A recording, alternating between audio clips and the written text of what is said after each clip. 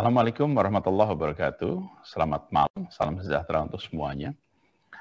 Hari ini adalah saat berakhirnya PSBB transisi fase 1 di perpanjangan yang kedua. Dan ini saat untuk kita menentukan apakah ini akan diperpanjang atau kita melakukan langkah yang lain.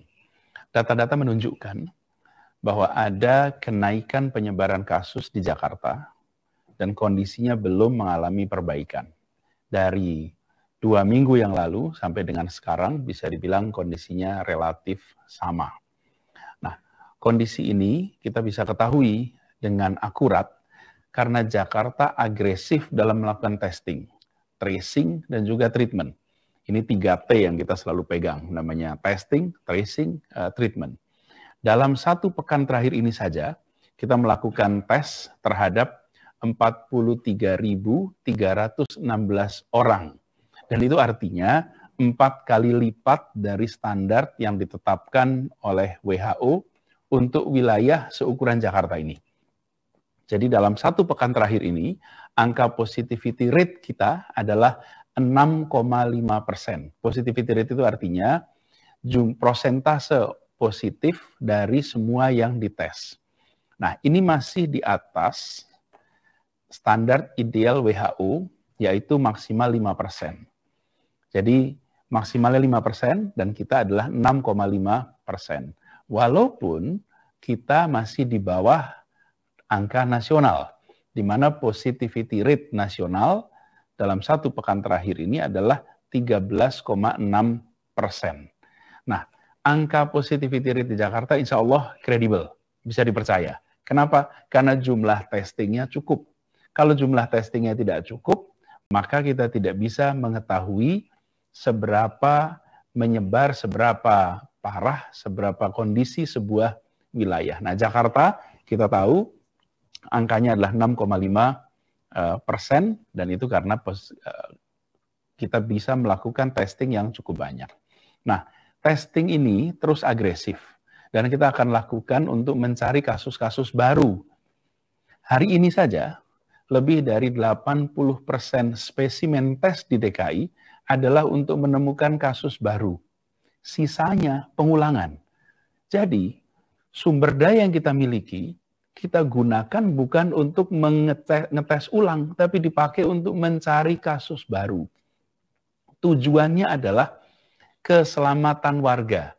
Dengan kita menemukan kasus baru, maka yang bersangkutan tahu bahwa positif, yang bersangkutan bisa isolasi, sehingga orang tuanya, istrinya, suaminya, anaknya, tetangganya, koleganya bisa terhindar dari penularan. Jadi tujuan dari agresif testing ini itu untuk mencegah terjadinya penularan yang lebih besar lagi.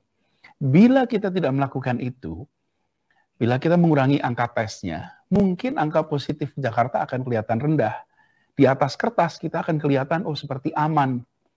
Padahal senyatanya wabah itu masih ada. Justru yang kita lakukan adalah mengalokasikan sumber daya kita.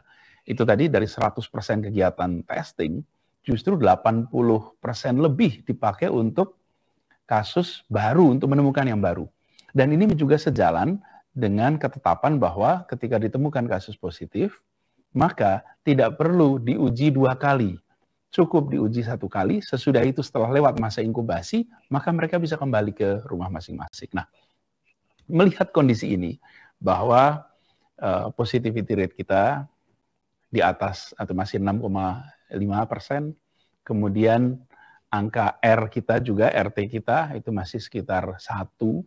Karena itulah dengan mempertimbangkan semua kondisi, maka kita memutuskan untuk kembali memperpanjang PSBB masa transisi ini di fase pertama untuk ketiga kalinya sampai dengan tanggal 13 Agustus 2020.